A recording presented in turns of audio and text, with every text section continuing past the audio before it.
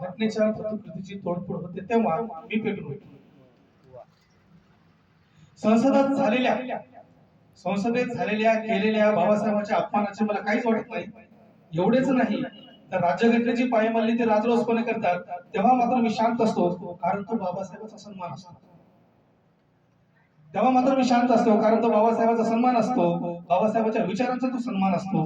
किती जरी तिची पायमल्ली झाली असेल तर सरकार कोणाचेही असो, सरकार कोणाचेही असो पण कायदा माझ्या बापाचा, सरकार कोणाचेही असो पण कायदा माझ्या बापाचा, असं म्हणताना माझी छाती खूप असं म्हणताना माझी छाती खूप फुगते. पण सरकार माझे नाही आणि सरकारात माझा बापही नाही, राज्यात कोणीच नाही, याची मात्र मला अजिबात लाज वाटत नाही. पण तरीही मी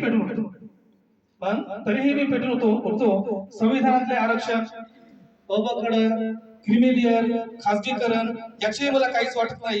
पण खबरदार, संविधानातले अबकड, खासगीकरण, क्रिमिलियर याचे मला काहीच वाटत नाही. पण खबरदार, जर तुम्ही रस्त्यावरच्या प्रतिमांना हात लावाल तर, पण खबरदार, जर तुम्ही रस्त्यावरच्या प्रतिमांना हात लावाल तर तुमचे हात कलम करण्याची ताकद माझ्यात आहे. तुमचे हात कलम करण्याची ताकद माझ्यात आहे. एकच साहेब बाबासाहेब, एकच साहेब बाबासाहेब, माझ्या रक्तात बाबासाहेब आहेत. ही गोष्ट वेगळी की मी दुसऱ्यांना मत देतो. माझ्या रक्तात बाबासाहेब आहेत ही गोष्ट वेगळी की मी दुसऱ्यांना मत देतो संविधान वाचवण्यासाठी, आणि त्यांच्या पुढे जाऊन मग मी जोहार करतो. आणि मग त्यांच्या पुढे जाऊन मी जोहार करतो, कारण माझ्यात ताकद नाही संविधान वाचवण्याची, कारण माझ्यात ताकद नाही संविधान वाचवण्याची. मी खरंच आंबेडकरवादी आहे, मी खरंच आंबेडकरवादी आहे. मी पेटून उठतो. एवढेच काय, मी डॉक्टर बाबासाहेब आंबेडकरांना सुद्धा आंबेडकरवाद पटवून देऊ शकतो.